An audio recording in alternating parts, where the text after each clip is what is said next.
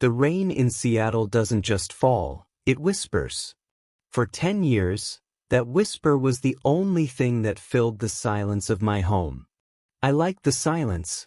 It was safe. It didn't ask for money, and it didn't tell lies. But then came the knock. It wasn't a loud, aggressive bang.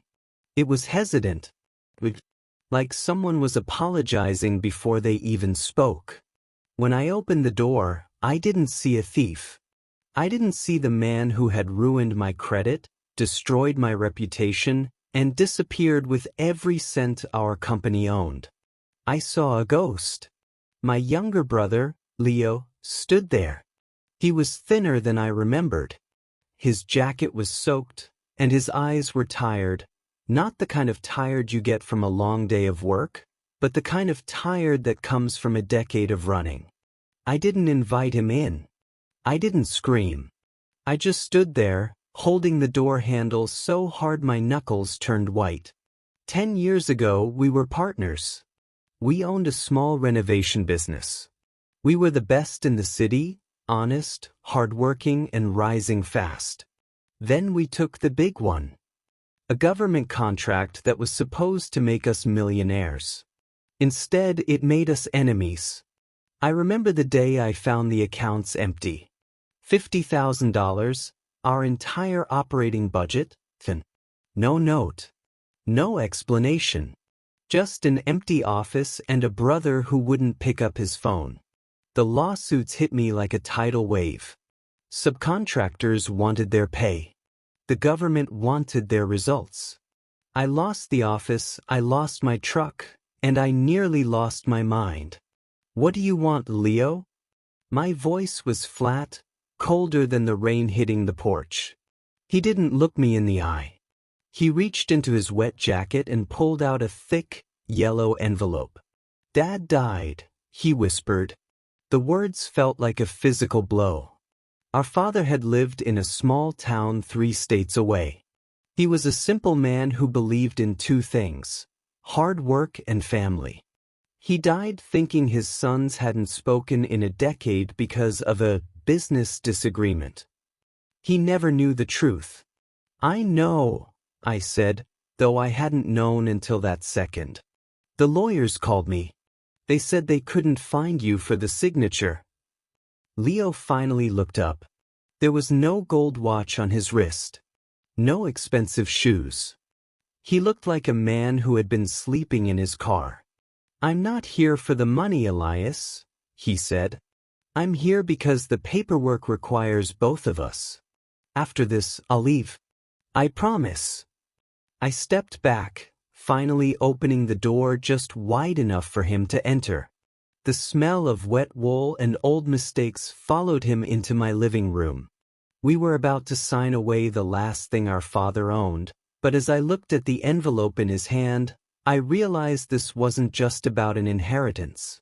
Something was wrong. The story I had told myself for 10 years, the story of the greedy brother who stole my life, was starting to crack. Sat at my kitchen table, the same table I had bought with my first real paycheck after the bankruptcy. The silence between us wasn't empty. It was heavy, like a physical weight pressing down on the wood. Leo pushed the envelope toward me. His hands were shaking just a little. As I pulled out the documents for our father's small house, a few other papers slipped out. They were old, creased, stained with what looked like coffee from a decade ago. I picked one up, ready to toss it back to him, but the letterhead caught my eye. It wasn't from a lawyer or a bank.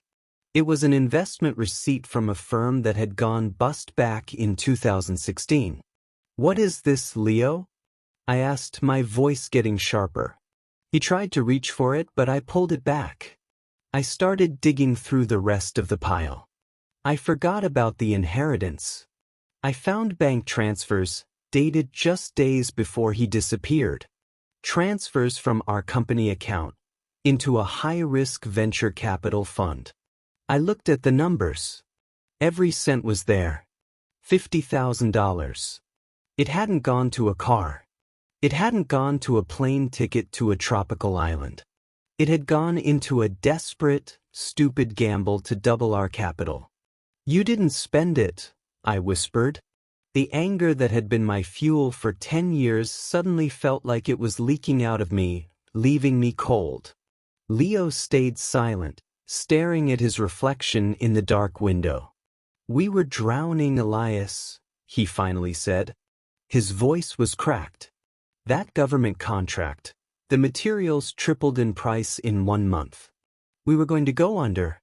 I thought if I could just turn that 50 into 100, I could pay the subcontractors, finish the job, and you'd never even know we were in trouble. I thought I was being a hero. He let out a short, bitter laugh that sounded more like a cough. The fund collapsed in 48 hours. Every penny vanished. I didn't leave because I was rich.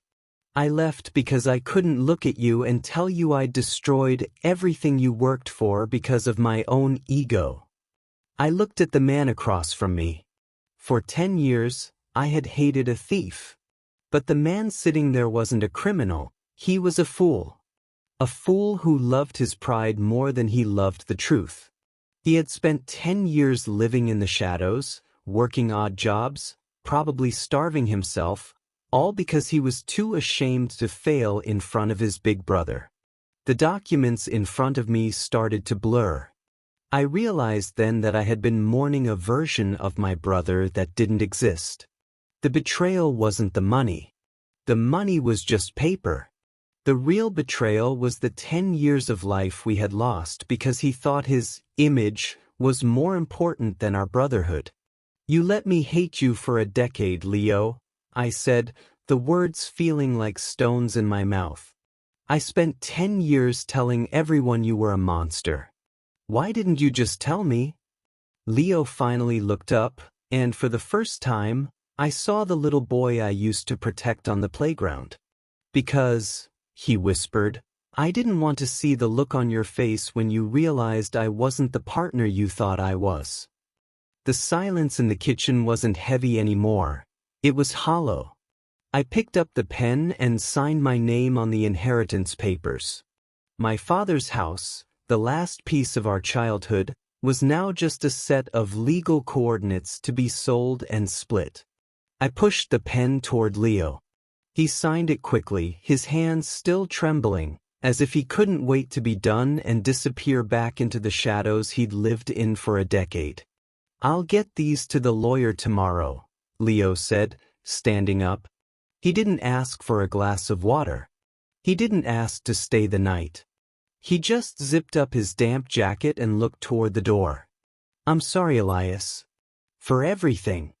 I'll be out of your hair now. I watched him walk toward the hallway. For 10 years, I had imagined this moment. I had practiced the things I would say, the insults, the demands for repayment, the satisfaction of seeing him crawl. But looking at his slumped shoulders, none of those words came. I realized that while I was busy building a new life out of anger, he had been frozen in time, trapped by his own shame. The money he lost wasn't what cost us 10 years. It was the secrecy. It was the fact that he thought our brotherhood was conditional on his success. He thought I loved the successful partner, not the brother. Leo, I called out just as his hand touched the doorknob. He stopped but didn't turn around. I walked over and stood a few feet behind him. You think you saved me from seeing you fail. But all you did was make me watch you disappear. I didn't need the $50,000 back. I needed my partner. He finally turned and his eyes were wet. I just wanted to be the man you thought I was, he whispered. You were, I said. You were my brother. That was enough. I reached out and opened the door for him, but this time, the cold air didn't feel like a threat. The rain had slowed to a drizzle. He stepped out onto the porch, looking back one last time. He looked like he wanted to say more, to offer a grand apology or a promise to fix the past. But the past was gone. You can't unring a bell, and you can't get back 10 years of silence. Leo, I said, stopping him one last time. Next time you fail, fail in front of me. He nodded slowly, a small, sad smile breaking through the exhaustion on his face. He walked down the steps and into the night. I watched his taillights fade until they were gone. I went back inside, closed the door, and locked it. The house was quiet again, but for the first time in a decade, the silence didn't feel like a lie. It felt like a clean slate. We often think the biggest mistakes we make are the ones involving money or careers. But the real tragedies are the stories we tell ourselves about the people we love. We let pride build walls that even time can't tear down. If you've ever lost someone not to death, but to a misunderstanding or a secret, you know that the truth is always cheaper than the silence. If this story moved you, or if you believe that honesty is worth more than a perfect reputation, join us here at English Tide. We tell the stories that matter in the language that connects us all. Hit that subscribe button and become part of a community that values the truth over the mask. Tell me in the comments, would you have forgiven Leo? Or is some damage simply too deep to repair?